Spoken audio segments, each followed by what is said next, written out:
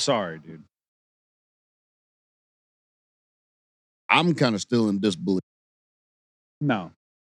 Look, we had this discussion. It's an important artist and playlist for you.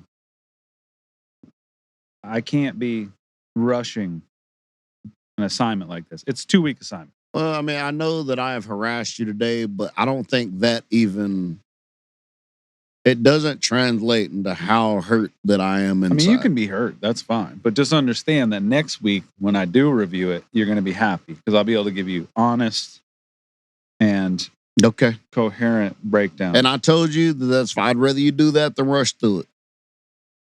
But I sit here, I watch fucking Titan, a fucking horror show of a film. Then you give me Moonstruck. What's wrong with that? Nothing's wrong with it. I watched it. That's what's right with it. Yeah. So you did it. I get it. A movie that meant something to you. It's a movie, though. You gave me 2 albums and a movie. So, okay, I did give you a little bit of heavy homework. I told you that. Last pod, I told you that. I got up this morning and I said, all right, I'm going to do this. I'm going to get a cup of coffee, go in the studio. I got into the first track and I said, I can't do this all today and do it justice. It would have been a lot. It is a lot. I can be honest. It could be a lot. It's not just listening to an album. No. You want notes and breakdowns. Well, no, okay. All right. So I don't need breakdowns. Slit lamp tests and what I'm breaking particles down and shit. That's what you're expecting. Fucking double slit test. Yeah. Well, listen. No, I don't want that. But I will say he broke like the 4th wall on one of them songs. We'll figure it out. Listen, I get it. It's going to take a long time for you to break things down, not just because.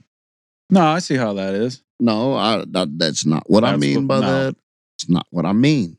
That's the whole reason I'm getting you to listen to it, because I know you'll listen to it. You will catch things that I catch, and we'll have a good time discussing it. Yeah, we could do an entire podcast on it. Well, you never know. But yeah, I mean, okay. All right, look, you're forgiven. It's all good. I don't know if that's true. Can you report next week? Yeah, that's what I'm doing. Okay, I'm just making sure. I couldn't do it on. Dude, I had 6 days rest. I mean, that's not enough time. 6 days rest is, that is, it's a little bit. That's World Series expectations right there. That is fucking crazy. Well, I mean, if you're a champion, you're a champion. I get it. It's all good though. It's all good. I look forward to it next week. Oh, my allergies are coming back. I realize on the last 3 pods, I'm just sniffling hard. Are you? Yeah. Keelan's been all the damn pieces. That man's had a headache. I'm just trying to get peppermint oil, bro. That's what we've been doing. I can smell it, so that's good. Amsterdam Lily, you get you some eucalyptus leaves and chew on them. Oh, yeah. That'll clean your teeth. Everything. Clear your nose out. Panda's got to figure it out, dude. Bro, don't get me fucking started on pandas. Of course they got it fucking figured out. Yeah, of course they do. All right, bro, listen. Yeah. Some shit. All right. This is a once-in-a-lifetime thing. I've never seen this before. I was driving the other day at work. All of a sudden, I see police lights. Behind you? No. On the other side. Like, it's like not a 2-lane highway, but it's a fucking highway. Police on the other side of the road. All of a sudden, see a line of cars. It's a funeral line. Oh, yeah. Okay? So I kind of slow down a little bit. I'm just kind of cruising. But I look over, and the first car in the line is a tow truck. And it's got a coffin on it tied to the back of it. All right. My first thought was, how much money do you have to owe a motherfucker to get for them to repossess your to casket, the grave, bro? And then I seen another tow truck behind it. Yeah, it didn't have nothing on it, so I'm like, okay, I assume if there was another coffin, that would, bro. That was a real bad fucking repo job. Yeah. So, or very good, depending on how. Hey, who knows? Got them both, Dano. You got them. So, I guess that's fine. I've never seen it before. I was like, hey, that's some shit. All right, let's break down why you would do that, though. Because that clearly was he a tow truck driver?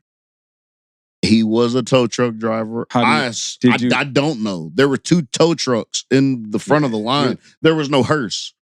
Right. That was the hearse. Yes. So I'm guessing you either did that to save money, to be a fucking jokester, or you were actually a tow truck driver. I think it's probably the 2 last ones you said. Yeah. It's a funny tongue-in-cheek way to go to the freaking grave. It is. And I'm gonna tell you right now, fucking like real cat, like, that was a wooden casket. So he did right by his family. Yeah. Just give him a little cedar. He's good to go. We don't need fucking steel and Put everything. Me in a box, dude. No, fuck all that. So he did good there. But I'm just wondering if he was like funerals are expensive, bro. And burials and all that shit is expensive. They got to get their last dime out of you. You know, it'd be really fucked up if his family is the one that did it. Yeah. Like, why would they, though? Bro, people are sick, bro. Tow trucks aren't cheap, though. Nah, but damn, you pay one to just go on down the road. You think it's cheaper than a hearse? Because I think you're not so. paying the funeral home and all that. Yeah, because you're still paying the funeral home. Look, I don't know what for, but they're getting money. Look, I did it the easy way. Yeah. So I don't know, but all that funeral, fuck all that police escorts, and I'm not dealing with that. Yeah, I don't want to do that whole charade. No, bro, we ain't got to do that whole fucking charade. You put me somewhere, and then like you should kind of ship me off, either in the sea or the sky, or I'm good with that. Yeah, the whole thing. Yeah, nobody's trying to do all that shit, man. That's too damn much to be doing. But I really was like, am I a fucked up person? If that's my first thought. How much money did you? No, because it's like that's why it's funny though. Because they were like, they're gonna think this looks like I'm getting repoed. It's kind of sick. Actually, you know what? Shout out to the deceased tow truck driver. He did a real good job. Yeah. Plus the tow truck. Yeah, we'll strap that down and take it. Bro, it was bro, when I tell you that motherfucker was the way they get it off. Bro, I was about to say, what if they had it carried on the damn thing? What? You know how like some tow trucks behind them, like it looks like a crucifix, like when they lift the car up the thing. Oh yeah. What if they were just like fucking put the coffin there and like ride around with it, like at a 90-degree angle or about an 85-degree angle? That's kind of sick. That would be kind of sick. And you ain't necessarily gotta have a all right, we're getting too far. What's going on over there? Jules? No, I ain't talking about him. He's doing something. He's doing things. I'm talking about you over there. You looking at that game? No. Oh. It's 10-0 still though. Okay. So our teams are playing each other and college football. And it's, it is what it is. Did you see that video of the mantis shrimp I sent you? The what? The mantis shrimp. Did you see that? Is that the motherfucker that kapows every damn thing in the ocean? Yeah. Yeah, bro. You see it snap that crab's claw. It hit him like twice, and you saw the crab go, oh, and then it broke it. What? And then it just stole its claw and then ate it right in front of it. Oh, bro, mantis shrimp. Look, maybe that's the insects we need to be. Yeah, they're aliens, dude. Bro, those down in the ocean and you can shoot a fucking 44 Magnum out your claw? Like, bro, what? Yeah, they're crazy. Bro, first time I seen that shit, I was like, I couldn't imagine the pain that thing would inflict if it hit you one time. Bro. Like, crazy. Yo. That'd be fucking fire if you had a power like that, though. Yeah. You just walk around. Right? Listen. Yeah, but that ain't gonna do that. That snap ain't gonna. No. That snap ain't gonna give you that 357 shell. No, not like that. That fucking crab again. You can hear it through the aquarium. Bro, like, how can you hear it? Bow! I'm like, bro, Jesus. That's wild, bro. Jesus Christ. How was your week, sir? Dude, it was chill. Well, we had a good recording session just now. You knocked out 3. Well, you said 6. Well, we did partial vocals on the other 3, but you did full new vocals on 3. Oh, yeah. Yeah. So Got the new microphone. Got the new microphone, starting the new album officially now. Yeah, we're starting something. Double album. Might be double album. Who knows? Might be triple album. Jesus Christ. Nobody's ever done it before. Quadruple album. I'm almost fucking possible. Somebody's did the triple album. But like, for what? I know. I mean, now, it's a lot to ask. That's a lot of attention. It's a lot to ask. Like, okay, if it's like my favorite artist, like, look, not to bring it up, but if Lupe did a triple album, I would listen to it. Yeah. But I mean, because first of all, I know his mind for concept, so I know the concept would be like crazy fucking dope. I don't want all three albums would be very different, probably. Too. Yeah, I don't want fucking three like long ass playlists. Yeah, which would be like what most artists would. Chris Brown came out with an album with like 30 songs. It's like the Morgan Wallen thing. Just drop. Oh shit, he did do that. He always does that. I mean, he always puts out shitload of songs. If you like listen. If you like the artist, you're gonna listen to whatever they do. Yeah. I mean, some people listen to their artist's entire fucking discographies anyway. So having three new albums of tracks, I like it. Kind of sick. It is sick. That's the move if you're like very established, or if it's like the last thing you're ever gonna put out. If you have the energy. Oh, put out three and walk away. Last fucking thing you could possibly do. It's kind of sick. Give them three, roll off in the sunset. Absolutely, dude. Hell yeah, bro. That's my shit. I mean, I'm gonna get into the Lupe stuff, dude. I'm sorry.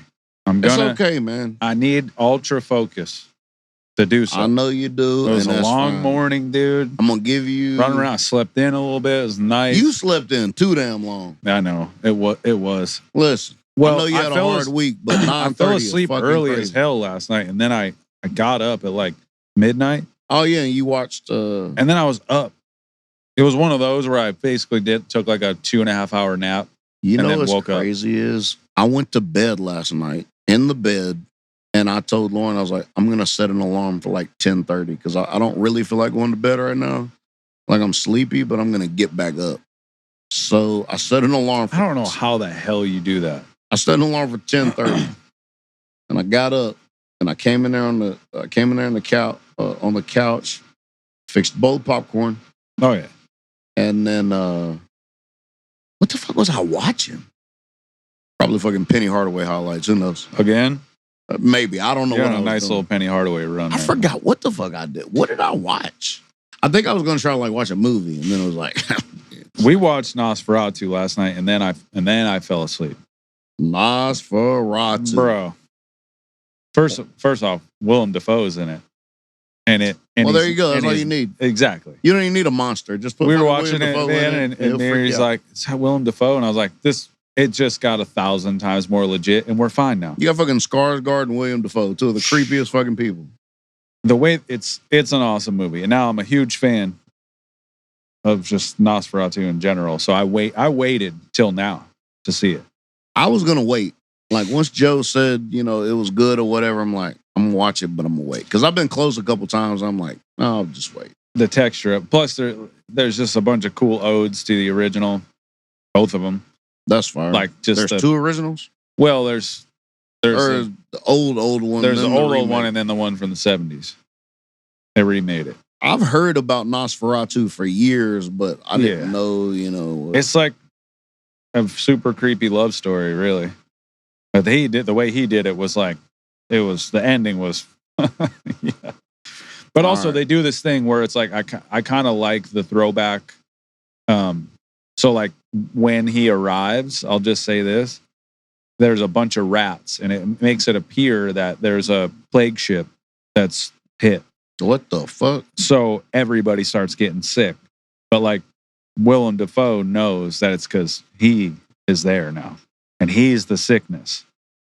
So everybody's dying. Rats are biting people. They're dying and all kinds of stuff. But that's how it used to be back in the day when people got sick. It was because of a malevolent force. Bro. So that plays into it. Just little shit like that. All right, look, I'm gonna watch it. You're gonna like it, dude. You need to watch Weapons just because I want to know what you think about it. We tried to watch it last night, but that's why I watched Nosferatu. I got you. How far did you get into Weapons?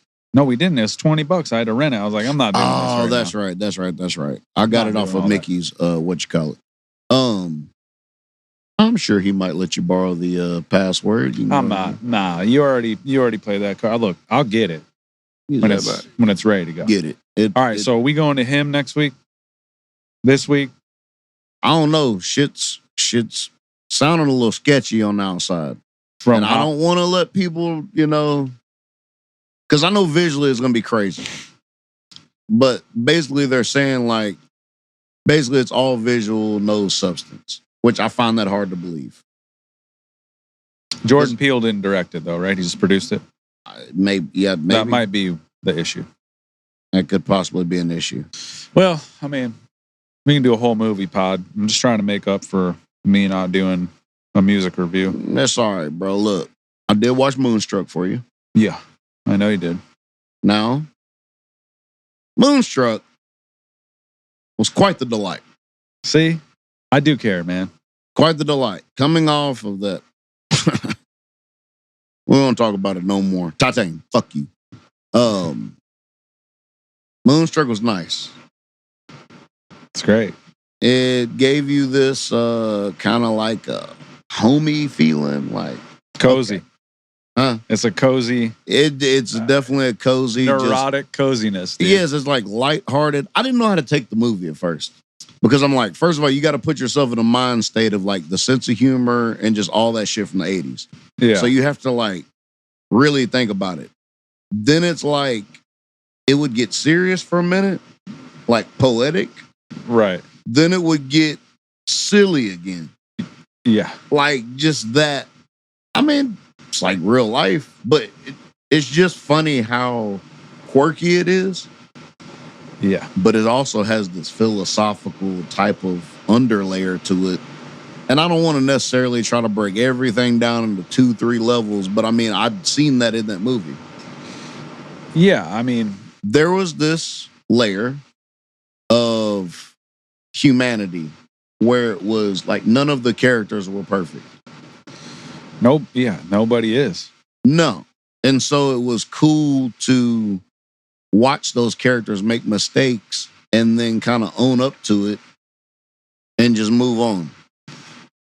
Like, it was cool to see that from multiple characters at once. Yeah. Where it was like, you knew the mama wasn't going to go back to walking with fucking Fraser's dad or whatever. I figured out that is Fraser's dad. Yeah. But yeah, like, she wasn't going to do that, especially when she asked Cosmo, like, hey. Yeah. Cosmo owned up to his shit. Yep. It really threw me. First of all, Nicolas Cage, bro. Now, do you understand what I'm saying about his role in that movie? Yeah. It's unreal. It's really fucking nice. The hand threw me all the way off. And the fact that he was so dramatic about it. The funniest part of that whole thing is when she was like, it's not his fault. He didn't make you do it. And he was just like, fuck it. It was like she always had this common sense factor about her. Yeah. Cher is who plays Loretta in the... And nobody's more imperfect than her, but she's in this, she does have this like calming sense to her where there's everybody else around her is chaotic and slightly unhappy. Yeah. And I think that's why she was probably like most disturbed about falling for Nicolas Cage, because it's like she sees everybody else's flaws and she notices hers like in real time. Well, that and settling. Yeah. There's a very strong point of like, this is what you do in life. And that's very much like the Italian-American culture too. Like that's why that line where she's like, Loretta, do you love him? And she goes, no, Ma. She goes, good. Do you like him? And he goes, yeah, he's an awesome dude, It's fucking perfect. She's like, perfect, marry him. Like, because if you love him, he'll drive you crazy because he knows it. Yep. And that little bit is her life. And I was about to say, and the fact that, like, I mean, she married to Cosmo. Right. All that was just super. That's the settling factor in it. So there's a lot, like you're right, there's a lot of poetic philosophy. Now, for me, every time I watch that, it's just the most relatable shit. Because that's essentially how my mother grew up. And then a lot of that bled into my life. Like, that's crazy. Loretta's character is very much like my mom in a way. She'll be the first to say that. You know.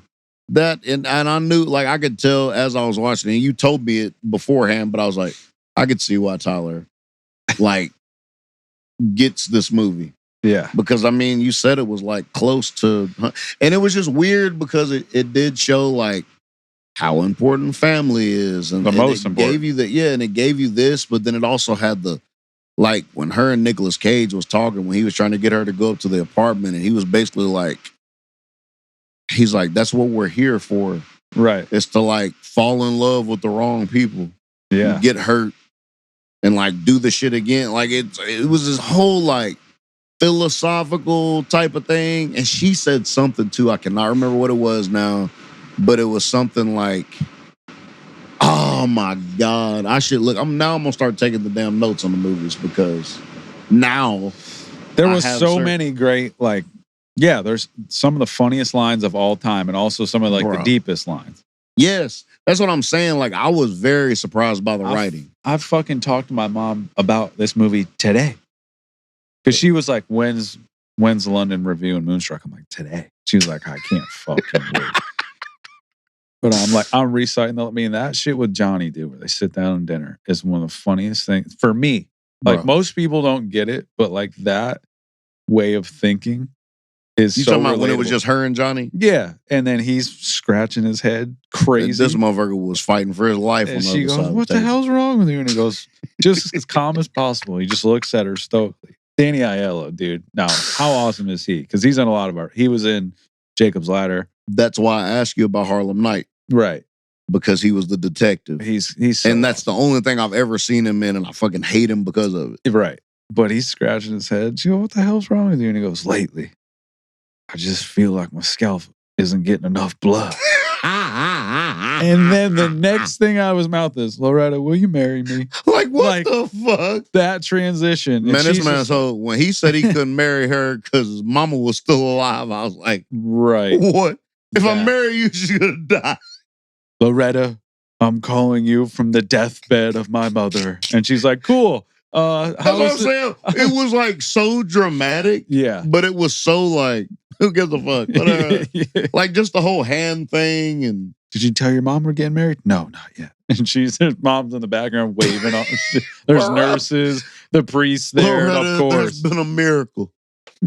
Like, bro, what?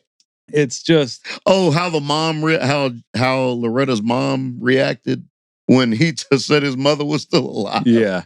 She's like, oh. Like it was this whole thing. Like there was just a lot of lovable characters in that. Who died? Who died? That's everything. I answer the phone like that all the fucking time. Bro. If somebody's calling me in the middle of the day and maybe I just spoke to them that morning, I'm just like, who died? Who died? Nobody died. Now people answer me and go, nobody died. This is what I need. I don't even say shit. That movie's so Bro. Dad, traditionally, the father of the bride pays for the wedding. I can't. I got no money. I got no money. I got no money. You're rich as Roosevelt. You're just cheap. And then that's the other like little nuance of like growing up in an Italian household. When you know you're wrong, you just walk away. You don't say anything. He just walks away, dude. That iconic line, old man, you give another plate of food to that dog and I'm going to kick you until you're dead. Till you're dead. And he just stops and then just goes back to the table, just sits down. Bro. And then they continue the conversation. Just like nothing. Bro, like somebody's life wasn't just threatened. Yeah, no. No big deal. Right back down. She's dead serious. It is what it is. I just think it's funny, like the aunt and the uncle. Oh, the whole non-seriousness of the whole bank deposit money. Right. They're like, you got something to tell us? Like, what? We've been on some. I knew you'd like Moonstruck, dude. It was a good little palate cleanser for you. I threw you. It was nice. Wicked curveball. I'm sorry. I'm not really that sorry. I understand. I'm only sorry now because I didn't review Lupe and I threw Titan at you. So I'm down 0-2 right now. Dude. Honestly, you should be sorry for the rest of your fucking life that you made me watch Titan. I ain't near as upset as with Lupe shit as I am for fucking Titan. Nah, you needed it, dude. No, bro, I don't. Now you have a new threshold. Threshold. You liked Moonstruck though. Hmm? You liked Moonstruck. I did. I think that was like that changed like romantic comedies forever. I think, what year did it come out? 87. That's a good year. You know what I mean? There was a prime romantic comedies in the fucking late 80s, Yeah. 90s. Yeah, then We don't early get on the 2000s, tangent again. McConaughey just dominated every one of them. Then they kind of McConaughey. and Had to lose a guy in 10 days. and Ryan Reynolds, both of them were just the rom-com dudes. Hey, bro. Listen, have you ever seen Definitely Maybe? Yes. Bro, me and Lauren went to see that movie years ago in theaters.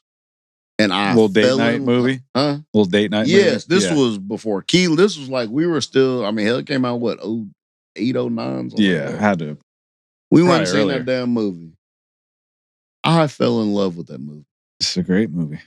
The whole 90s aesthetic when he was like first talking to the one girl and he was like, what is this? And she was like, it's like Nirvana. It's like grunge music or whatever. I just thought that was like super fucking cool. And then she had to kind of guess who her mother was. That shit was dope. Prime Isla Fisher. That was fucking Isla Fisher. Yep. Yeah. She killed it back then too. Yes, bro. She did Hot Rod. Oh my God. Babe. Fucking Will Arnett, bro. Yo, the fall scene when he dances out his frustrations and fucking eats shit down a mountainside for a minute and a half. That was that fucking, what was that, Black Sheep? Yeah. That was the whole. That Black Sheep. That's like Chris Farley MacGruber type of energy. And when he just lands and there's silence, but you just hear, oh my God. And he gets up. He's just like, dude, when he hits that one rock and spins like a freaking dreidel, dude. I think that might have been the first time I seen Danny McBride. Yeah, that was early. That was probably, and Isla Fisher's in that too. She's the girl. That motherfucker Danny McBride came out and said, I had a dream. I had to fight like 1,000 wizards and punch them all in their faces. Like, what? Dude, Bill Hader in that? Just, bro. What's his name? Dave. When that motherfucker got that shit stuck in his forehead. Yeah. And he dropped him off. And he was peaking on acid. Bro. Oh my God. Dude, so funny. Bro. That movie. Yeah, that was 07. So Isla Fisher was that she was in like every Wedding Crashers. Everything. Dude, her and Wedding Crashers. I know it is. Some people don't like Wedding Crashers. How's that even like a thing? How's that possible? How's that a thing? It's just you know what it is? Some people don't like Vince Vaughn. And I think that is absolutely fucking crazy. It's crazy. Vince Vaughn is he's iconic. I feel like he's universally funny. I don't see why he's not unless they don't like his ad-libbing. He's a lot to do. I can see where he'd be a lot to handle. He could be a lot to handle. I mean, they say Will Ferrell's a lot to handle, but yeah. You don't like Will Ferrell, right? What? I love Will Ferrell. Who the fuck was it? So they didn't like. There's a community out there that doesn't like Will Ferrell. Well, they can go watch Russell Brand movies. Beat it, dude. Get out of here. Russell Brand's funny as fuck. Yeah. Forgetting Sarah Marshall, bro. That's one of the underground hidden gems. Get Him to the Greek was funny too. Yes. Yeah. It was. Forgetting Sarah Marshall is all time. Bro, Forgetting Sarah Marshall was like one of them. Jason Segel's, he gets forgot about a lot bro. too. He was awesome. Oh my God, bro. He was so fucking funny. It's like, I know what this means. If I put clothes on, it's over. Well, Jules is cooking up some pianos. We had a good session. The new mic sounds good, dude. Mic sounds great. I am very proud of that. How crazy was it that a year ago we had the 87 emulation because we thought it sounded good, and then we bought an 87. Real fucking thing. Didn't even think about it. It's kind of nice. That's kind of creepy. It is really creepy considering there's a billion fucking mics. Yeah. Huh. I had 45 different mic emulations if we picked that one. The 87's all time though. Like all of our favorite records probably recorded with that or a that's crazy. 251. Pretty sick. I'm super stoked to have it, dude. I am too, bro. That and the Deftones album has not left my playlist. I'm gonna go back and revisit it because I remember trying to get you to listen to it. I have some hot takes on it. I think so. All right. So the last two Deftones records, Ohms and Gore, I liked parts of it a lot. Yeah. But there's something about the vibe, like it's just a perfect record, dude. And I'm saying it's at least as good as White Pony. I'm saying it might be better. It's my favorite. And it's not, you asked me, is this a recency bias? No, because there it's just the way it's mixed too. And Chino wrote all the songs. So the melodies are just all time, bro. From what we were just listening to, those few songs, and I mean from what I listened to beforehand, I was like, okay, this is bro. There was no there was no complacency in that album for me. No, there's no, like, they're not lazy in any way. The drum, Abe Cunningham is one of my favorite drummers of all time. I mean, I listened to that dude play drums for 30 years. This is the best drumming he's ever done. And that's fucking wild. And that might be what's pushing me thinking that it's their best record, but there's not a thing that he did that wasn't so fucking intelligent that it makes me be like, how the hell? It's so simple. It's that he just knows how to play in that band. You got 4 dudes that have been together besides their bass player dying years ago. And they just forever, since they were kids. That's crazy. You don't get that connection unless you put that time in. And they're 50-year-old men, dude, making peak music. Well, of I their mean, career. it's like they've seen all the shit. They've found themselves. Yeah, they weathered every genre. 50-something, yeah. And then it's like now all they have to do, like there's nowhere else to go. Just do your thing. Just exist and they just do what they fucking want. thing.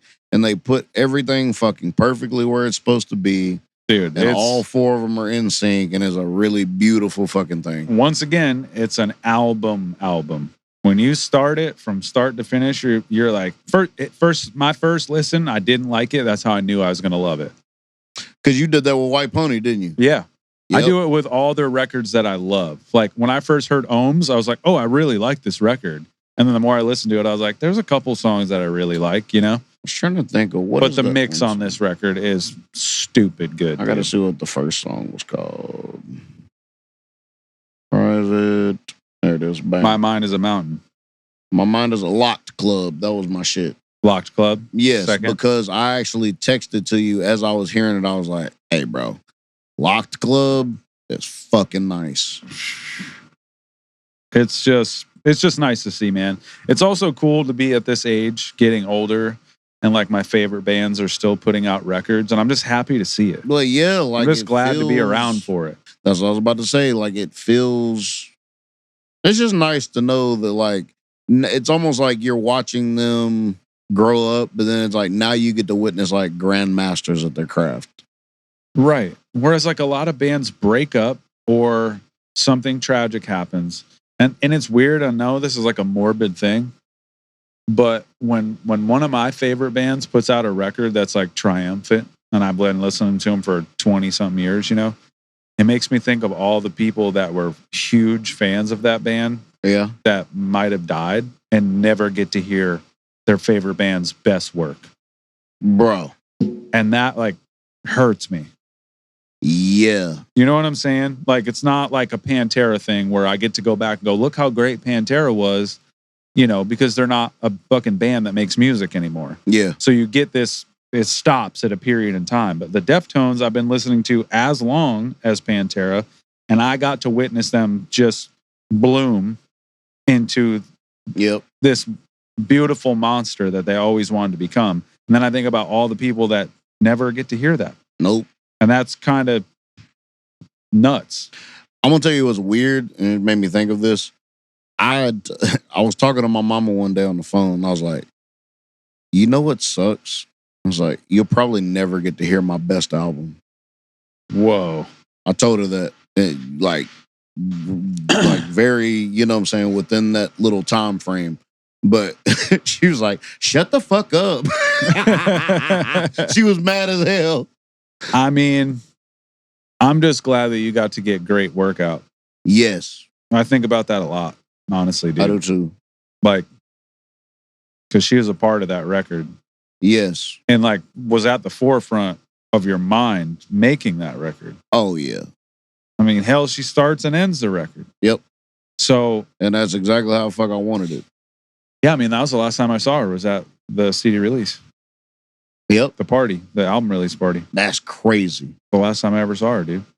Damn. And you know how she is. She was just like elated of the vibe there. And then I hadn't seen her in a year or so. Yeah, it had been a minute. And she did her usual like thanking me. And I'm like, I didn't do shit. You know what I mean? It's not us. Appreciation, bro. No, I always love that. That's where I always love that about her because she was like, you know, you get that from her, but she was always suspect as shit. Oh, yeah. But she knew right away when people were not full of shit. No, and it's an open energy after that. Yeah, the first time I met her and the last time I saw her was the same interaction. You know what I mean? Bro, yes. Like just rad. It's just open fucking. Hey, you could just feel like it's aura. Not to throw out 2025 words, even though it's really not 2025 I think that's the word. perfect. Y'all brought it fucking back. I think that's the right word. Yeah, she could see it in people. She could see it in people, and people could see it in her, and fucking feel it as this whole thing. Like I don't know. It's just fucking wild. But I remember busting her balls a little bit too. Huh? I remember busting her balls a little bit because I put my arm up to her. I go, "Where the hell are you getting all this damn sunlight?" Because she was so tan, and I was like, "Damn!" And she said something smart. I can't remember. Of course what it was. She did. And I was just like, "Damn, dude, my olive is showing." She said something crazy. Fucking Native American. I don't know. Something like that. You know what I mean? Yeah. I can't remember exactly what she said, but I think her being able to hear that record is monumental, dude. Yes. I can never take that away. Because when we started making Surprise, you were like, she would hate this album. Fucking hate it. That's so crazy. Absolutely. I love it. It's like, I don't want to hear none of that bebop shit. I want to hear some, like, she liked to hear me fucking rap. Like, Moon Tapes right up her fucking alley. Oh, yeah. All those? Yeah. Oh, God. Of course, she likes the other ones, you know what I'm saying? But it's like, she like fucking heavy beats. She wanted aggression. Me fucking going absolute bananas. Yeah. Yep. That's what the fuck she Trust me, I love those. I love those tapes. Bro. Oh, absolutely. I mean, that's what I make them for. We go, hey, is it in the red? Good. And then we fucking put it out. Yes, bro. It's gotta be over the top. Moon Tapes have to be over the top. And then I'll like get nerdy and dial them in because I'll like the way they sound. Yep. And then I'll save all the presets. And then when we start another record, I'll be like, I'll just use I use this mix bus preset from Moon Tape, and it's just smashing the world. And I'm like, oh fuck, I gotta redo all of these. Shit is cool. I mean, I like the textures of the different. It's almost like we did a different texture for each album. This new one's got a. I'm so happy with how this is going. Yeah, it's nice. It's rewiring my brain too. It's nice. I don't know where my brain is right now as far as writing. But it feels a little different. Well, Jules and I have just been going at it for months. I mean, when we opened Day Job up, and we started working on that a year ago. Yeah, that was kind of like, all right, what the hell is going on? Yeah, we've been stacking songs, just skeletons, and I've never done a record like that. I feel like it's the right way to do it. At least this one. Well, yeah. And I remember I just told you earlier, I was like, all right, bro. We've been doing this for a year. And I mean, this is the first time that I've done it. And I mean, hell, I'm 4 projects in now with Moon Tapes and yes. Yeah, but that's just your stuff. It's not like you didn't have a career beforehand. Yes. So I'm like, okay. I usually like to have something in mind. I think I explained it to you. Like, I like to be able to have a picture in my head and it's almost like a painting on the wall, and I get to look at that while I'm making the music. And then once I make the album cover, it becomes the album cover. Like the inspiration becomes like the album cover afterwards. That's funny because that's how Devin Townsend works. Does he? But he almost he does it kind of how we're doing it, where he'll get a bunch of songs like skeletoned out. And then because he mixes all his shit, as it gets in the mix phase and he starts like shaping the songs and omitting some or adding some, he's like, then the art reveals itself and what it wants to be. So you're kind of a little bit opposite of it, but it's the same approach. Yeah. I don't know. I just always liked having a vision and not necessarily a sound, but a certain mood. I really like a certain mood in my albums. The first one was crazy because it was all over the place just because my life's been all over the place. So I feel like it represents. Well, you're also very, like our energy now making a record is you would have laughed in my face if I told you we'd be at this point where it's like, let's relax. Let's lightly comb things and let them. When you came in, when you approached me about making great work, I mean, we were all like full gas, just excited, and you had it all planned out. So we did it in a very short. You already had every song, what the sequence of how it was going to go. We did that record. I mean, in like a couple sessions, essentially. I mean, yeah, pretty much. And we mixed it for a couple of sessions. That was it. We've got Jules and I probably got 50 sessions of just making music for this record or records or other. That's crazy. It's fucking we haven't crazy. even started mixing it. And that's crazy too. But I mean, I'm glad we got to add some vocals to it. But your energy was with great work. You very much like approached it like it was the last album you're ever going to make. Yep. But because I think I had that anxiety about it because I'm like, if something like I have to get this out. I don't give a fuck if it's the only album that I mean, like it's like I made it like the last album I'd ever fucking make. Well, and it's you coming off sounds like the afterlife now that you think about it. Well, this is where we get down think about you as the person at that point. Plus, you're coming off being in a group where you don't have security blankets, but you know what I'm saying. You have other people that to bounce ideas off. Right, bounce ideas like and pick up the slack here and there. But it's all you. Yeah. And when you're in that, it's a vulnerable state, which is why it was like all the stars aligned for us to do a record together. Because you're like, I gotta have, not that I'm a safety blanket, but I gotta have some familiarity with what should go on. Well, it's familiarity. It's just the whole, like, you want to be, first of all, naturally, you just want to be around somebody that's on the same frequency you're on. Yeah. Anyway, but then like on top of that, with the, the music thing that we have where we're on the same page with that too. First of all, that don't align very often. I mean, you have it in the industry, but I don't know, that right there is rare to me. So more than that, that's why I wanted to do it with you, because I'm like, all right, we know each other. He knows what the fuck that I want some shit to be over here. Here goes Jules with the fucking welding tool. Yeah, he's freaking TIG welding his brain over here, bro. But it was just cool to have that and to know, hey, you know what I want to sound like.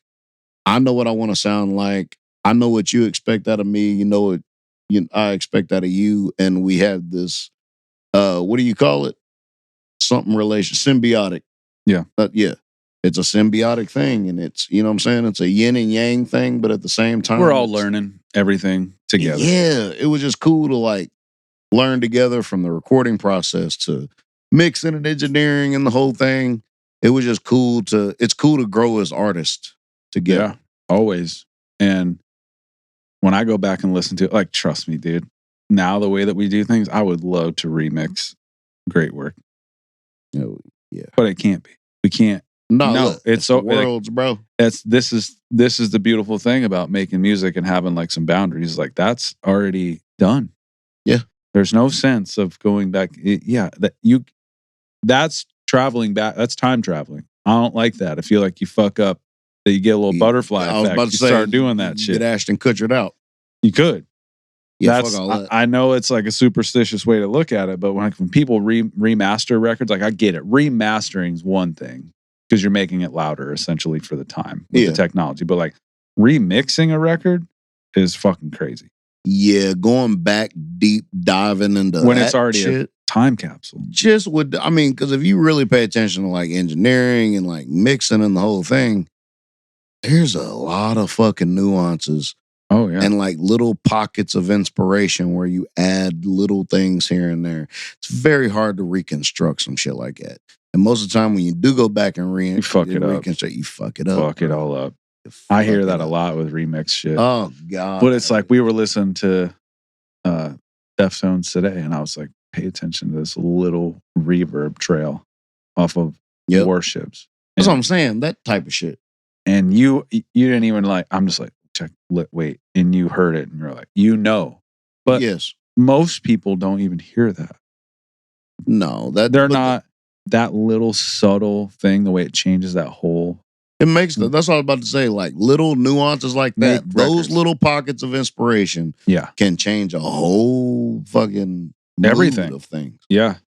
So I mean, I like working with you. Well, mainly because we're super close. But besides that, it's like you understand my intention with shit. And I guess this is just gonna be the word of the fucking podcast. But you understand my intention with shit and the way that I'm going and the way my mind's going. As soon as you either hear the first song or two that I do, or if I'm like, all right, I want this to mean this in a way. Like not necessarily giving it meaning where everybody else can understand it, but it's just more like, this is where my mindset is. And you just kind of let me just fucking loose. Yeah. But also, if you haven't noticed by now, I like to poke you in your psyche and be like today when you're like, here's track 1 and track 2, this is what I'm thinking about. And I was like, maybe. Yeah, you like to fucking with we'll my see. Damn rhythm. We'll see what's up.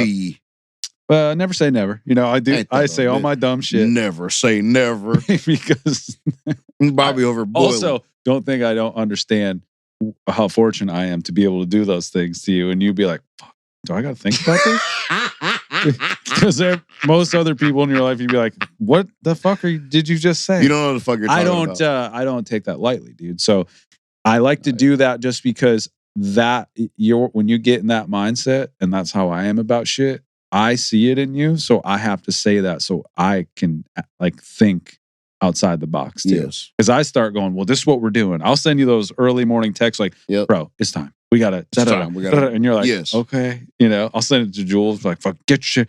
Better get shit together. It's time to go. We got shit to do. It's important. Might be the best, you know. Bro. But I'm always, I always feel like we're about to do the best thing we've ever done. You know? Yeah.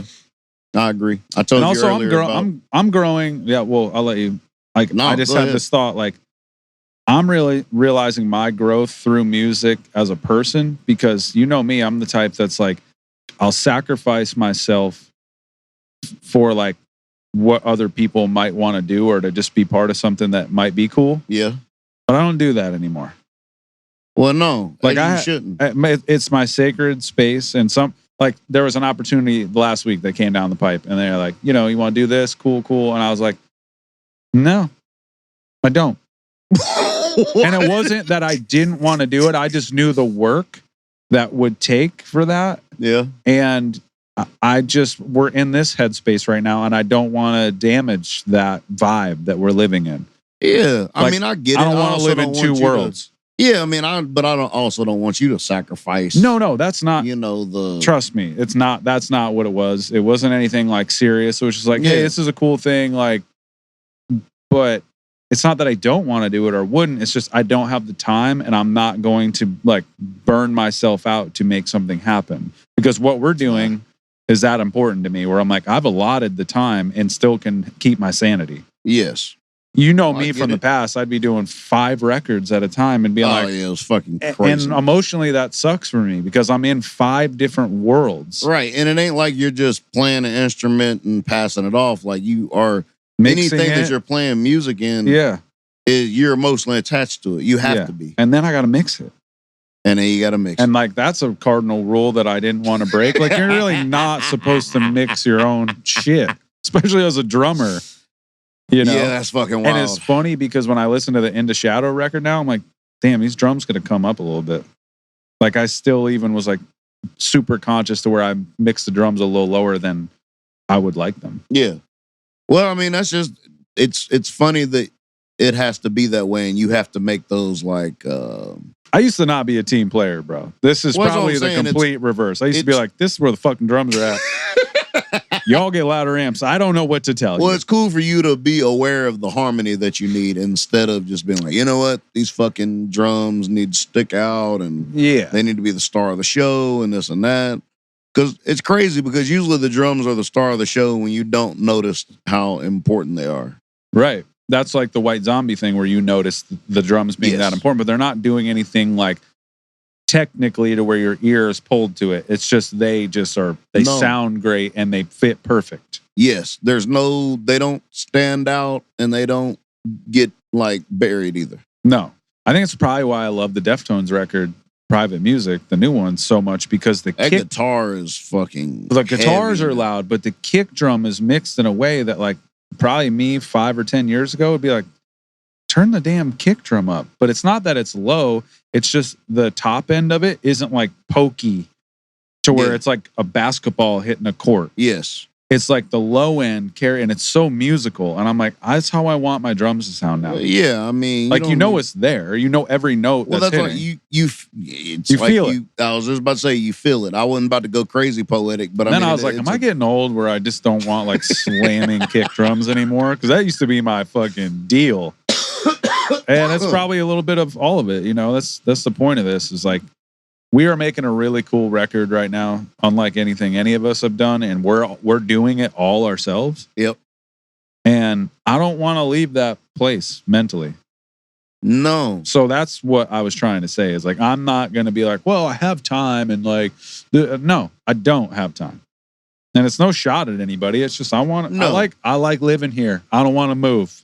All right. That's all it is. I totally get it. And I think that's don't like, think it don't go fucking don't think it don't go appreciated. That's not why I'm saying it other than like, I'm just glad that I have the awareness now and that we are learners through music. Yes. You and I, we learn about our lives we like to learn about a lot of shit through music. Yeah. That's like our lives specifically, how we have to change personally is vibrated through music. Yes. Oh, it's forever tethered to that shit. Yeah. There's no... in our relationship to it, whether making it or listening to it. Yes. And that's why I'm like, this is weird, because normally I'd be like, I got to do everything, Yeah, no. And now I'm like, nah, dude, I could do this, rip this pod, make these kind of records the rest of my life and be stoked. Yeah. I mean, that's cool that you made those steps, and I almost had to... It's kind of the same thing where I felt like I had to be on top of shit. Yeah. Like, okay, we're doing this now, and then we'll do this here in 2 months. And there's a time and a place for that. Yeah. But it is the first time, since I've been solo, that I have laid back and just been like, you know what? I'm just going to make a few songs with no plan. Yeah. And it was, I don't know. It was just, it's nice to feel like that. And not to necessarily beat yourself up over, well, you need to be writing to this, you need to be writing to that. Like I said, there's times to do that. Obviously, I got plenty of beats that y'all done fucking made that I haven't wrote to. They're gonna hit you when they need to. That's what I'm saying. That's why I'm not necessarily like, I've really learned patience, like through making art. Yeah. And that's fine. I need patience in my everyday life. In your life. Oh, bro, I'm the most impatient fucking person, bro. But that's the thing. You become, your focus narrows a little bit in your everyday life. Like there's things that you want now that you're like, I'm going to really go for this, and that. You're not just like, not throwing your hands up being like, all right, this is what I want to happen, but we'll see. You're just like, no I'm going to make shit happen. Yes. No, it's a focused relaxation. Yeah. Quiet confidence. Yes. It's tough to learn. It's easy to say, but I don't know how. I guess it's going to be a totally philosophical podcast, but I guess, bro. It's fine. Listen. Look, my mom's cat situation. Oh, shit, bro. I told you about this. Man, my mom's cat got a thorn literally through her eyeball. Nah, brother. Now, how they saved her eye I don't know. But, you know, I got my eye phobia, bro. I got a couple phobias, right? Glitter. I don't like shit in my eyes. My mother, of all people. You got glitter in your eye, you just fucking shoot yourself and be done with it. Bro, if I don't even speak that. Don't even do that, bro. So my mom, she's been doing this recently too, where I don't know what she thinks my day looks like anymore. But she calls me at like 11:20 on a Thursday. She's like, "What are you doing?" I go, "I'm working, dude." Like, literally work. Like I'm covered in fucking lime plaster. I can't really. You got no time for your mother. You're a son who doesn't love his mother. You know, she turns immediately into Loretta. She is. This is what I'm saying. That is so fucking funny, bro. She goes, "Well, we're driving to Cornell, which is, you know, top veterinary school, maybe in the world for sure, the country. What the hell? And they live an hour and a half from, so good thing. The cat's got a thorn in her eye. They got to do surgery. Like how? This cat goes in a reconstructive. They had to take a piece of soft tissue and graft it onto her cornea to save her cornea. Which, bro, you know how much of a cold motherfucker you got to be to even do some shit like that? Yeah. First and also, off, it's like if they didn't live by Cornell, like the option is they would have been like, your cat's losing its eye. That's the only option. That's here. literally the only option. Yeah. So then she's telling me this in detail, knowing that I don't like shit. She goes, the big problem is they don't know if they pull the thorn out, if it's going to deflate her eyeball. And I said, we're done here. I love that cat. This is crazy that you're dealing with it. But what you just said is fucked. And she goes, "Oh my God, I forgot you got the eye thing." I go, "Call Miri. She's home." So then she tells Miri, and Miri's first thing is, "Did you explain that to Tyler?" And she was like, "Yes, I forgot." Bro, I'm at work, like, I got the shiver down me, like, thinking about this cat's eye just going, deflating. Fucking pool floating on down? Yeah. Bro. Like, I don't need to know these things are possible. The hell? Oh, my God, but bro. Cat's fine. I was about to ask, is the cat fine? She's got a cone and an eye patch that said I always knew she was a Raider, dude. She's Jack Sparrow, then? She is. She's Jack Tatum. Killer, bro. Eye patch. She's a true Raider, dude. Wow. She's got a commitment to excellence, bro. Hey. So that was the only really crazy story I had, you know, within the family this week.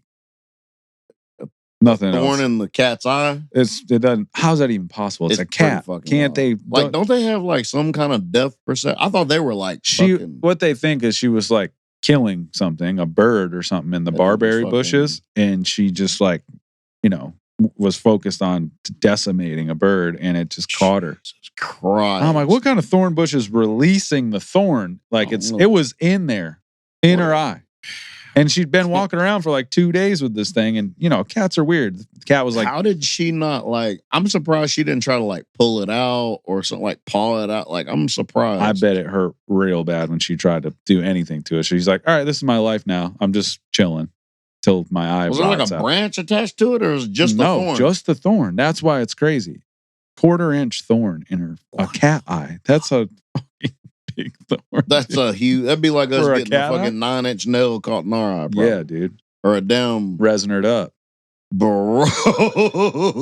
Crazy. Oh my God. Well, that was really it. You know. Well, shit. What happened to your week? Nothing that crazy. I hope. I don't know what the fuck happened to my week. I ain't had to. No altercations. Did you go back to the golf course? I feel like I did. No, I haven't went back yet.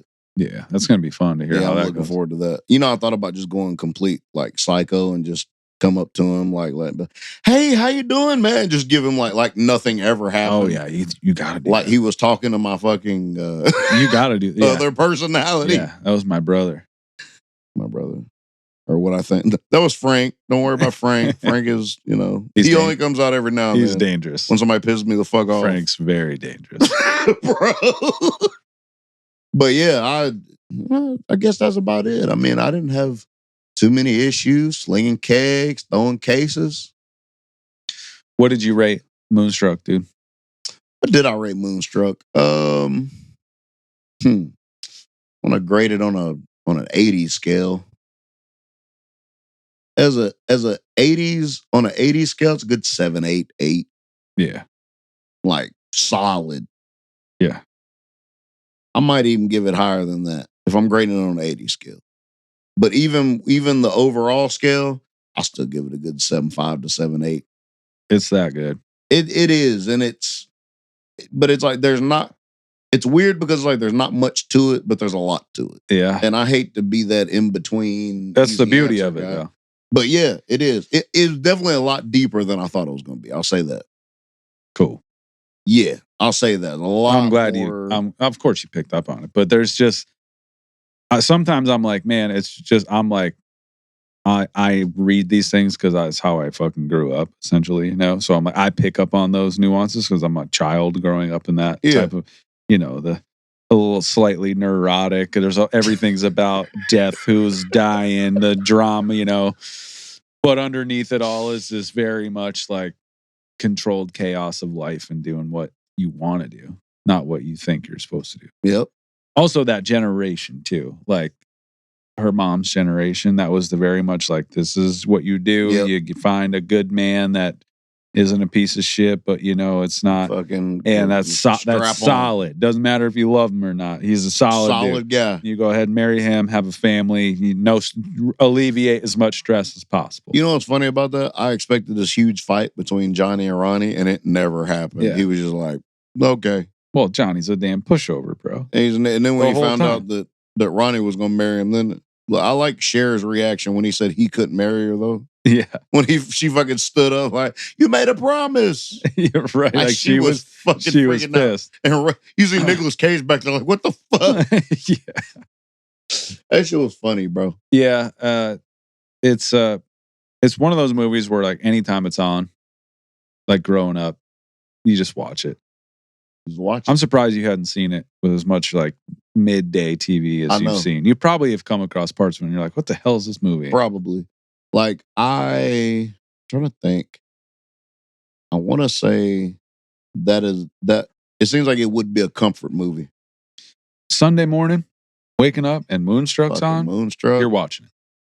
That makes sense. Because there's not a lot of like heavy drama with it. Like it's all like lighthearted.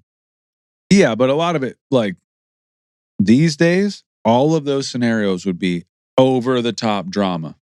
You know what I mean? Yeah, everything would So that's also like about the mental stability of the time too, of people being like, all right, whatever, just move on. Like we got shit to do. Yes. Why we're not now, 2025, any one of those scenarios would be like, because everything's so self-centered now. Yes. People's egos would get shattered. Every single one of those characters would be losing their fucking mind. Oh, they'd be shattered inside. Right.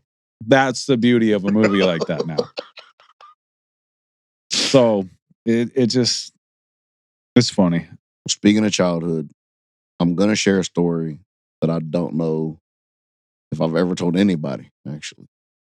Oh, shit. We got true, like, therapy hour shit going on right now? It's not there. Well, I guess it just depends on what kind of things you believe in.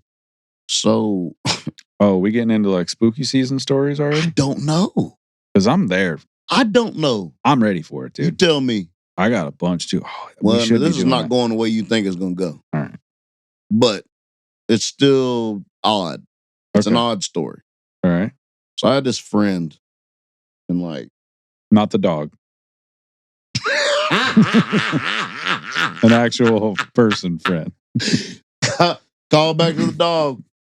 Pup named friend. We love her and we miss her.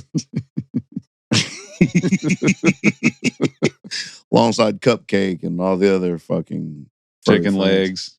Shaking legs. She's sliding on the Lord's dash up there. Sliding on the Lord's. So I had this friend in, I guess it was 4th grade about. I lived in an apartment complex. I made friends with this kid at school. He lived like in a house like down the street. So I would go to his house in the evenings, and he was the first person that I ever knew that watched Dragon Ball Z. It was my first introduction to Dragon Ball Z. Regular white kid, whatever. It don't necessarily mean anything to the story, but I'm trying to paint the picture. Okay. So I was over his house one day. And we were sitting there watching Dragon Ball Z. I don't even know how to fucking describe this. And he walks out of the room, and I'm sitting on his couch. So he walks out towards the dining room, and then his bedroom is like right beside it. So when I see him come back out of the dining room and walk into his bedroom, there was almost like a ponytail full of hair hanging out the back of his shorts. What? Yeah, it was like a thing of hair. Like a clip-on ponytail, but on his short. Fucking no. Wait. All right. So then he comes back out of the room. No horsetail. Like, I don't know what the fuck this was that I said, because there's no explanation for it. Like, let's say it was like, oh, it was a feather duster. Then it's like, well, what the fuck? Right. Why would it be there? Exactly. Like, bro, I promise you, I seen a thing of it because he had like his shirt was like off or whatever, I think. Because that's how I seen it was the contrast to his skin, and it was just like sticking out the back of his shorts, like out the top of the waistband. He had a fucking unicorn tail briefly. Bro, I don't fucking know what that was. I don't know if it was like a werewolf. Like, what the fuck? Did you ask him about it? No. I was fucking petrified. Did you and leave? I don't think I did. I don't think I remember leaving or you were just like, that was crazy. I'm going to forget that happened. I mean, the fact, I just thought Some about the kind of parallel glitch. between like Goku having a tail when he was little and then that happening. Whoa. Now look, I don't know what that. I don't know. Like, I don't know if that's your a glitch mind in the might Matrix. your mind might have rearranged it in real time. Projection, dude. My mind ain't never done that in real time. Right. But Also, I know that's what crazy. You're like, she's got a fucking ponytail. Bro, I swear to God, that's what it looked weirdest like. Thing. It was fucking sticking out the back of his shorts, and I'm like, you're like, what whoa, the fuck is that? What was his name? His name was Matt. And what's crazy is I've been trying to find him on social media. He doesn't exist. I can't find him. What happened was he moved to Indiana.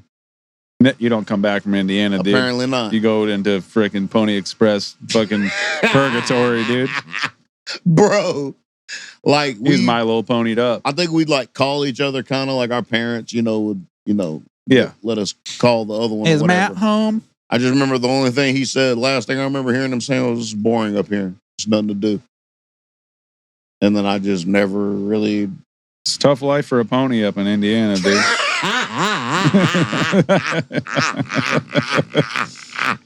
It's not as exciting.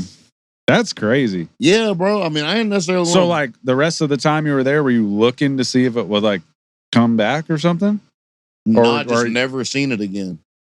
I never seen nothing like it again, ever. And I've not seen anything like it since. That's fucking wild. Bro, I've never been able to explain this.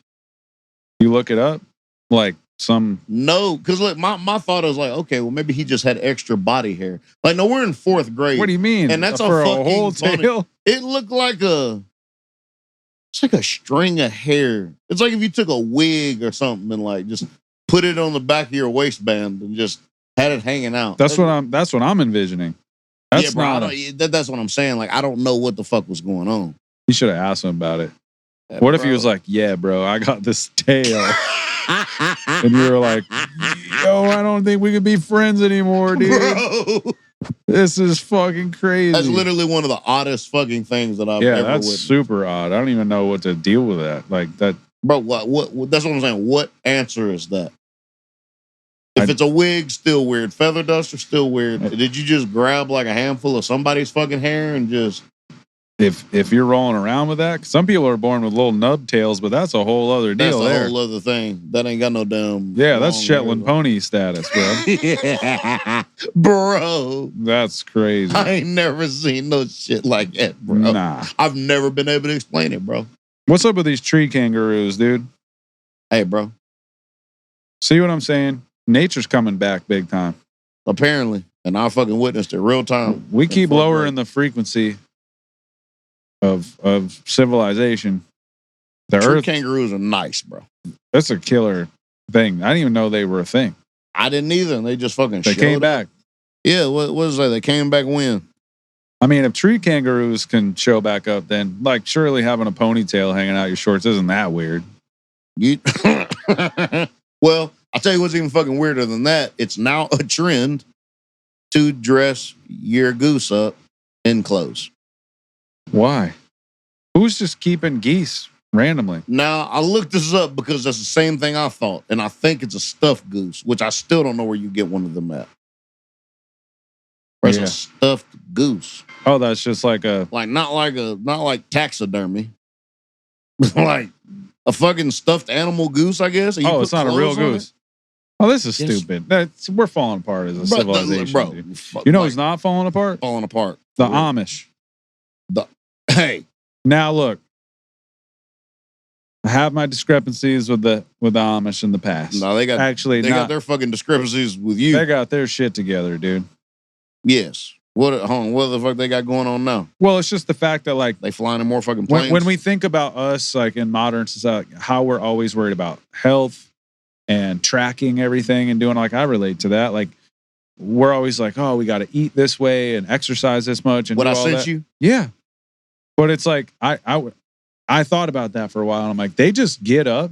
They don't have a phone to look at when they first wake up. No, bro. They roll out of bed and go, we got shit that they take 20,000 steps a day, every day, easily. Bro, imagine walking through your day and not having notifications. Just, you got stuff to do. Of any sort. Your notifications fucking... What's in front of you? Yes, that's it. Yeah. That's all you got. They literally eat all the things that we are told not to eat. Red meat, animal fats, raw milk, butter, sugar, all the dangerous foods, yet they're the healthiest people in America. Bro. Look, no explanation for it besides... We're all fucking lied to. They're not all dopamine hijacked, bro. Exactly. That's what it is. And the actual real sugar is not fucking bad for you. No, but they're also burning everything all day long. 20,000 steps is fucking on average. When's the last time When's the last time you did 20,000 steps in a day? I don't remember. I mean, 15,000 steps in a day is a decent day. When I used to do lawns, I used to look at my damn... I used to have my phone on me. Yeah. And it would like keep up with my steps. And I was walking like fucking 10, 12 miles a day. Like something crazy. I don't know how many fucking steps that is. But just the fact, bro, walking around, I don't even know how many lawns would you hit in a day? It just depends. Sometimes it could be 20 something. Sometimes it could be up to 50. Who has time for all that? Shit, I guess I did. Jesus. Yep. Keelan was a baby. Sometimes I wouldn't get home till like 6 or 7 something. And he was going to bed early. Yeah. I almost freaked the fuck out. When I started thinking about stabbing my supervisor in the neck with a screwdriver, I said, well, let me tell you something. It's time to get the fuck out of here. I left my damn clothes on the fence and dipped. I ain't say nothing to nobody. What, he tried to chew you out one day? Bag. It just little things here and there. Yeah. And it builds up. Yep. I'm one of them build up type of guys unless you it's don't something forget. Super serious. Oh, no. Yeah. I let that bitch Lego up inside me. Dun, dun, dun. So, yeah. And then I started plotting and I was like, you know what? Creature of the wheel comes on your mind. Oh, bro. I was the creature of the wheel. You were. And I had to get the fuck out of there. Yeah. So I did. Good. And it worked out. Yeah, it certainly did. Escaped the fucking murder charge. Look at that. Yeah. You beat the case, dude. Huh? Beat the case. Beat the case. No face, no case. All right. So moon landings. You want to do a new segment? We can do a new segment. I like this. Now, it's the same segment we've been doing, but now it's like you get your own. I want weird stuff for this, dude. I get my own segment. Shit, I got Cole, one. what do you want I got one for you off the rip, son. Well, I know you do. But now, look. I got a bunch off the rip. I'm only bringing this up to you because it's actually been requested by a couple that you start doing this. About the fun facts? Yeah, but, you know, we're not going to call them fun facts anymore. We're going to call them moon landings. Moon landings. Yeah. I'm fucking down with it. Now, It's some wild shit that I seen. I already told you about the fucking talking mongoose. Now, this is kind of around that same thing. I'm not going to tell the story about the talking mongoose. I might do it one day, but it's a long fucking story, and it's real creepy, too. I don't know if I want to deal with it.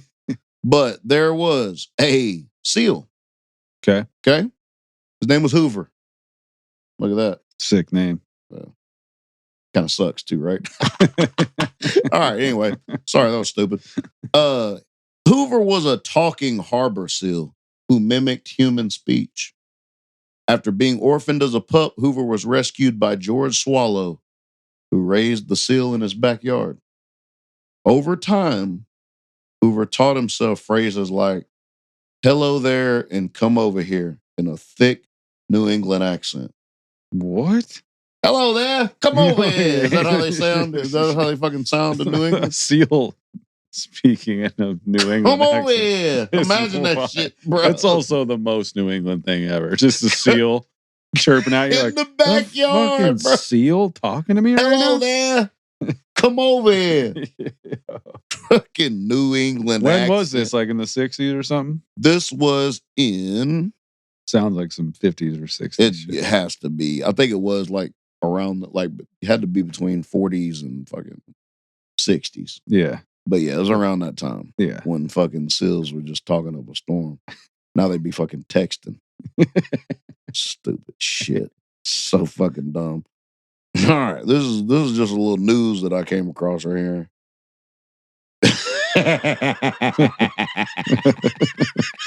What do you got? Bro, people are so fucking stupid, bro. A British Airways flight attendant who was found naked and high on drugs in a plane toilet during a transatlantic flight has been told by a judge he let himself down. Yo. What is going on in these planes, man? Bro, apparently he was on methamphetamines. That sounds methy. And amphetamines. I mean, man got a 6-month prison sentence and suspended for a year. Be doing anything. No, you're suspended for life. Who's hiring that dude back? Bro. Is that the guy that stripped naked in the freaking toilet and just mainlined crystal meth? He told colleagues he was suffering stomach cramps, but insisted he was fit for duty. Motherfucker, they said they found him at the bottom of the stairs, disheveled, pale, sweaty, and erratic. What stairs? I don't fucking it's know. A fucking was airplane. He down there in the fucking cockpit? No, bro. Oh, he was in storage. What the fuck was he down there? In fucking cargo? Yeah, just going through it. Bro. That luggage probably felt nice. Bro. Dummies, dude. Bro, planes are like, every time I get on a plane now, I'm like, what's going to go on here? Bro. Because everybody's just a little... Might be some wild shit. You never know anymore. All these videos we see, it's fucking people losing their damn minds on planes. And now they're fucking tripping in California. Because now they're starting to shoot donkeys with arrows. Who is? Wild fucking burros. How you say them? Burro. Who's shooting donkeys, dude? Some dumbass. Donkey recovering after being shot in latest arrow attack on wild burros in California. Somebody just got a compound bow firing off at donkeys, dude? This motherfucker, he's got an arrow in his side right now. Yeah, that person's gonna be a serial killer. Now I can imagine, absolutely. Now I can imagine that shit in Texas, but California, you ain't really just shooting donkeys. Yeah, but just like there's a difference of like hunting things and then arbitrarily shooting animals to watch them suffer. That's a different deal. That's a completely different sick mindset, dude. Yeah, bro. I'm not. We had BB guns and all, bow and arrow and all that shit when we were kids, and we would go bird hunting. And the first bird that I shot with a pellet and that thing folded up, I was like, I'm done. I can't do this any longer. I was like, did I just kill that for no reason? Like, what the fuck are we doing? Like, man, a lot of shit. Eating that was one 90s. Thing, but just doing that shit. Yeah, she's like, let's go shoot some birds. Like, fuck for what? Bored. But the first one, you know, it sounds cool until you do kill something, and you're like, all right. It ain't even enough meat on a bird for you to like. Maybe I'm just being a puss about it, but like, I didn't like hunting. I'm not big in. I'm not. I'm really, if I'm being honest, dude, like I'm one half step away, really, from like not eating meat. I could see that. Like, I could definitely see. I'm almost. I've done it in the past, not because like I didn't believe, like just for health stuff, and like I felt like shit when I didn't eat meat, dude. I am definitely meant to eat meat. Like, I have enough dietary restrictions. I need fucking protein, you absolutely dude. need fucking protein. You know, my business partner is vegan, and he's like, it works for him. It didn't work. I did it for a whole year, and I was like, I think I'm gonna die. That's what Rick Rubin said too. He was way more unhealthy. I think Rick Rubin, right? Like he struggled, but you know, like I know where it comes from. I've lived in rural areas to have meat, you know, butcher shops and all that. Like none of that bothers me. I'm just like, I never was a hunter. Yeah. You know what I mean? Like everybody hunted where I'm from. And even when I go fishing, it's pretty rare that I'll take a fish. You know what I mean? You just throw them back? Yeah, I'm usually catching, unless I hook it all fucked up or, you know, Miri wants, something to eat. Because I'm fishing for trout. Like, and I have a lot of respect for him. So I'm like, I'm not going to just kill this epic fucking fish. To be like, look, I caught this fucking. It's like, we got cameras now. Fucking take a picture, throw it back in the water. What are we doing? Like, oh shit! It's different for salmon fishing because they're going up to die anyway. That's what they're doing. So I thought they was going to check on eggs. They're going to die. But they lied to us. Yeah, they all do. What the fuck are they going to die for? When they spawn, they die, dude. Salmon. That's fucked up. Somebody fact check Tyler. I don't. No, trust me. When you go up Salmon River late in the year and there's thousands of salmon piled up on the fucking shores. Oh no. Yeah, that's what they're doing. Free food though. So that's different. But like, I kind of just don't. I fucking look at animals now and I'm like, dude, that's a fucking kick-ass creature. Like, what are we doing? But then I understand nature is the way it is. I mean, it's fucking brutal. And so it's like, we're just getting too comfortable. I understand that part of it too. I just fucking seen a crocodile. Except for chickens, though. Fuck chickens, dude. They're dumb as shit. Eat as many chickens as you can. Jesus Christ. They're you still gonna have some back here in the back? Nah, I think I'm pulling the plug on the chicken coop. I tried to tell you. It's not even because Maya will most likely kill all of them anyway. Oh, absolutely. It's just I really don't feel like fucking having them shit all over my yard, and they're dirty. They're dirty ass beings. They're not the cleanest. So it's like, I really don't want to deal with all that. I get it. Just one more thing I got to take care of. That's all I'm about to say. It'd be another fucking thing I don't need that. To deal with. Sounds cool. I don't eat enough eggs to constitute. Off the fucking, all the time, dude. Yeah, bro. Everything's always trying to get at them if my dog allows them to live in the first place. And she won't. Hey, have you ever... Hold on. Is there a Halifax up north? Yeah. Nova Scotia. Okay. In Canada. I thought there might have been a Halifax in... New Jersey? Somewhere. I don't fucking There's know. probably a bunch of Halifax, dude. All right. New Jersey might not even be right. You ain't never been... Have you ever been to Canada? Yeah. Oh, yeah. A bunch. Have you been to Nova Scotia? No. Never been to Nova Scotia. All right. So, if you have been to Nova Scotia, you might have come across the Halifax glove guy. The glove guy. Yeah. Read this earlier, and I'm just as confused as you'll be after I finish this paragraph. The Halifax glove guy is a man who has been prowling the streets of Halifax, Nova Scotia in Canada for almost 30 years, picking up and preying on young drunk men. Once in his car, he convinces them to try on leather gloves, sometimes not letting them leave until they do. He is still active. So that's it? He lets them out of the car after they try the glove on? Bro, I don't know. Is he killing them? I don't know. I mean, apparently, if they try on his fucking leather gloves, he lets them go? He's like the version of a troll under a bridge, except it's like... You got a troll on his glove. You don't tell him fucking riddles. I don't know why it's got Australian. You don't tell him riddles, you try on his leather gloves. Halifax glove guy. Yes, the Halifax He's got a weird fetish. That's what that is. Has to. There's a spider on my microphone. Hey, buddy. What's he look like? Fucking clear. I don't know. So we don't. Is he small? Yeah. Look at him. He's on the web. Oh, hell yeah. Well, eradicate him if need be. All right, fucking Charlotte. For what? Hey, bro. Charlotte's Web. Another classic. I'm going to tell you that. It's all right. Now, come on. It's all right. Tell you what, it's fucking better than fucking Titan. Sorry, I'm clicking on this. I was trying to figure out where this spider is. Couldn't find him. Well, it is what it is. Now, this is what I thought was really fucking crazy. Okay. This. I'm hitting you a rapid fun facts right now, but some of this shit, first of all, moon landings, I apologize. I'm gonna have to correct myself. This shit tripped me out, bro. Deaf people suffering from schizophrenia still have auditory hallucinations. However, instead of hearing voices, they see hands signing at them. Whoa. Bro. That's heavy. Bro, imagine that shit. Jesus. Just visions of hands Fucking telling hands them things. just signing the shit out of you. Right, but so these are people that are born deaf who've never heard anything. That's how it has to be. I assume so.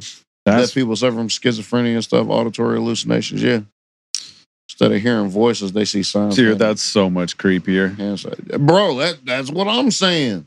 Yeah. That shit. But I mean, technically, that's still a visual disturbance, unless they're seeing it like in their actual mind and not visually, right? They're just seeing signs. I guess they're just seeing it. I mean, I guess they're not going to hear it unless they. Yeah, but they don't even know what the concept of hearing is. Yeah, so it's all they do is just see visions. Then, right? That's not. It says auditory hallucinations, so that's how it has to be. Technically auditory. Yeah, yeah, that's so much scarier, bro. Yeah. Damn, bro. I feel bad. I wonder whose hands they think they like see. All kinds of hands, probably. Wait till you see Nosferatu's hands, bro. It's gonna bother you. Nosferatu's hands, Wait till you see that. That's a damn hallucination. Yeah, bro. I watch Nosferatu. You watch Weapons. Look, I have enough work to do. That's true. Well, just fucking forget it then, okay? All right, well, since I have homework again, what do I got to throw you another movie? Or an album? I'd rather you not. Hold on. So can I still give you a movie? I think I have to pay the price, right? You have the movie and the Lupe. Yeah. I'll do it. It's going to be rough. If you want me to. Now, you can knock out a movie on Thursday. Yeah. You just, because I assume. I can't do them both last minute. That's for sure. Oh, God. Let me look at your movie list since and give you extra fucking homework. I'll give you something light. Okay. Oh, wow. What do you got? It's this movie that I used to watch all the time, and it's got Mos Def and Jack Black in it, and Danny Glover. It's called Be Kind Rewind. I've never seen it. Bro. Okay. I mean, I've heard it and seen it a million times, but like on streaming. Yeah. But I'm always... I don't know what the fuck. I don't know what it's on now. I have the DVD. But I used to watch that movie fucking constantly. And it's offbeat. It's weird. Wait, is Jack Black like work at Blockbuster or something? No, Mos Def works at Blockbuster. I think I've seen it way back in the day. Jack Black stuff. I mean, okay, so if you don't want to watch it, no, I'll watch it. I got another comedy for you. What's the other one? 30 Seconds or Less. I've never seen that either. Danny McBride, Aziz Ansari. No. Jesse Eisenberg. Yo. Yeah, bro. When that come out? Like 2015 or something? Not like 09, 08. Oh, it's that old? Mm-hmm. All right, I'm down. So which one? I will do Be Kind Rewind. Okay. Start there. Because I kind of want to watch it. Now, for albums, you can get... I'll give you something that... None of them are super left field. All right. You can have somewhat heavy record with a lot of guitar. You can have a record that you'll surely love that kind of fits your vibe a little bit. Okay. A little more familiar. Or you can do nu metal record, which I think is the actual like pinnacle of what nu metal should have been. Okay. But there's a lot of the lead singer is actually an MC. And he sings really well. And there's big hooks, but he also is nasty. That was one of my favorite bands back in the day. And the record that I would throw you is all time. But it would be interesting because you're gonna pick the rap part of it apart. Naturally. Yeah, probably. But the context of it is like, who is this band and what is they're called Head PE. And the album is called you've told me about them before. Yeah. And they just like, they put it all together for like one record. They have a couple good ones, but this one is a standout because there's also some really great songs on it that like we still bang today. So you get like something left field. You get one that's probably going to hit you different, which is so the 3 records is Head PE, Broke, Rival Sons, Feral Roots. I've heard of Rival and Sons Black before. Label Society, The Blessed Hell Ride, and that's Ozzy's guitar player's solo album, Zakk Wylde. I've definitely heard Black Label Society. So you got one you'd surely like, one that's going to throw you for a loop, and then one like, bro, there's some bangers on that Black Label record that are not like super heavy. There's great songs. All of them have tremendous songs. All right, let me do the Head PE one. Really? Yeah, I'm gonna go ahead and just dive on in. Interesting. We're gonna have a real hip hop centric pod next week. That's totally fine with me. The cool thing, it's kind of like Moonstruck in a way, this record, because you will know, because he pulls lyrics from like, he does callbacks to old school hip hop with like 1 or 2 lines of like an Ice Cube bar, or like he'll relate it. Yes. But unless you know that music, you would never pick up on it. Yeah. But when I was young and I heard that, I was like, oh, I've heard that before. Like, is that a Tribe? What year did this come out? 2000.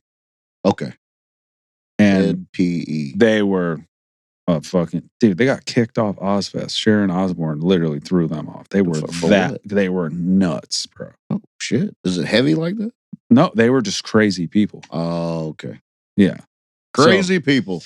Head PE Broke. You're going to do that? Head PE and I'm doing Be Kind Rewind and pretty much movie, album, soundtrack, breakdown. I'm doing a state report. It's a term paper, essentially, that you're making me do on loop. You could literally teach a whole college course on this playlist. I'm sure it probably exists. It should. So that's what you just threw me arbitrarily last week, and you're like, you'll be fine. Now, the good thing is Be Kind Rewind is not a long movie. Easy watch. Nice little hour 30 probably. I think. I'm down.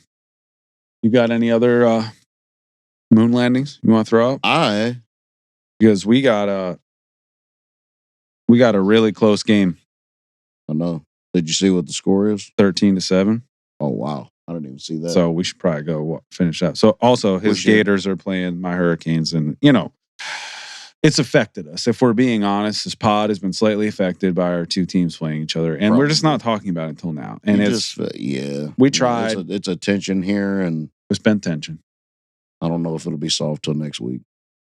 Once this game's over and you've listened to Lupe. Yeah, it's on me, really. And you said because my team's going to win this game, and then that's going to make it worse and compound the fact that I didn't lose. I don't want to talk about it because it's not the fucking sports pod, and I'm also going to get upset because we're just, bro, we're out of sync at this point. Yeah. We're at odds. End of third quarter, dude. Is it? Yeah. It's time, man. It's time. All right. Go Gators. Boo Hurricanes. Boo Hurricanes. Mickey, you hear this, dude? I'm sick of it. We will see you guys next episode. Thank you, everyone, for listening. Till next time. Moon, Wolvy,